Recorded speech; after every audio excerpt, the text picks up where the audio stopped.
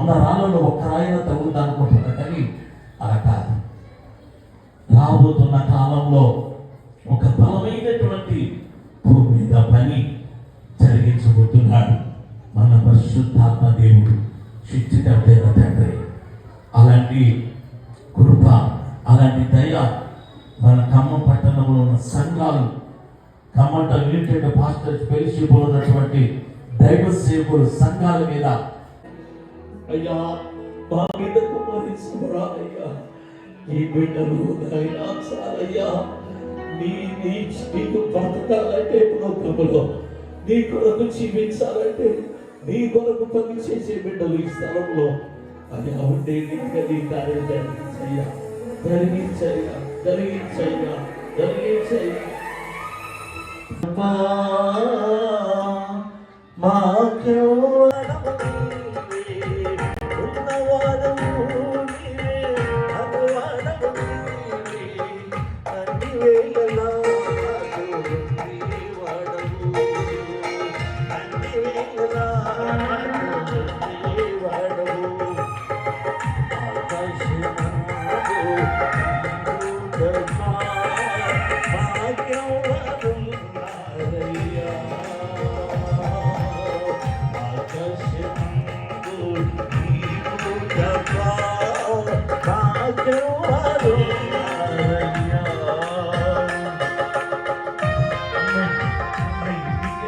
ప్రసన్నత కొరకే, ఆయనకు ప్రసన్నత కొరకే ఈ రోజున మనం ఈ యొక్క సమయంలో వచ్చేసాం.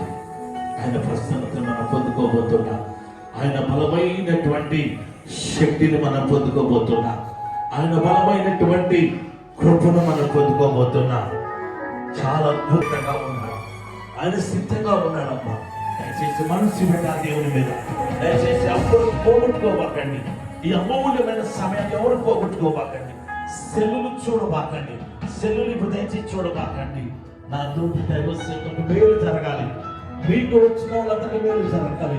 ఎన్నో సభలకు ఎన్నో వాక్యము ద్వారా నీ జీవితంలో, నీ కుటుంబంలో, నీ సంఘంలో అద్భుతమైనటువంటి కార్యాన్ని దేవుడు జరిగించాలని ఆశ కలిగి ఉన్నాడు. ఆశను నెరవేర్చగలగాలంటే మనస్సు దేవుని మీద పెట్టాలని కలిగి ఉన్నాం, గడపగా కలిగి ఉన్నాం. తండ్రి నీతో నీ సవాసం అయ్యా, నీతో నీ సవాసంగా కలిగి ఉండాలని ఆశపడుతున్నా. దయచేసి దయచేసి రెండుగా మా మధ్యలో ఉన్నావయ్యా, మా మధ్యలో ఉన్నావయ్యా. అడుగుదా అందరూ మా మధ్యలో ఉన్నావయ్యా. మాతో ఖమ్మం పట్టణంలో ఇంత బలమైన కృప ఎలా దిగింది? ప్రజలు అనుకునే రీతిగా నీ కార్యం జరగాల తండ్రి. తండ్రి యెరూషలేము పట్టణంలో మేడగదిలో అయ్యా దిగినటువంటి అగ్ని శక్తి అక్కడ మన యెరూషలేము పట్టణం అంతా కదిలించబడాలి. ప్రజలందరూ కూడా ఆశ్చర్యపోయి పరిగెత్తి వచ్చారు. అలాంటి కార్యం ఈ రోజు మా మధ్యలో చేయాలని మేము ఆశపడుతున్నాం ప్రభువా. మా ఆశను నెరవేర్చగలవయ్యా, మా ఆశను నెరవేర్చయ్యా. దయచేసి మా ఆశను నెరవేర్చయ్యా. అందరూ అడుగుతాం.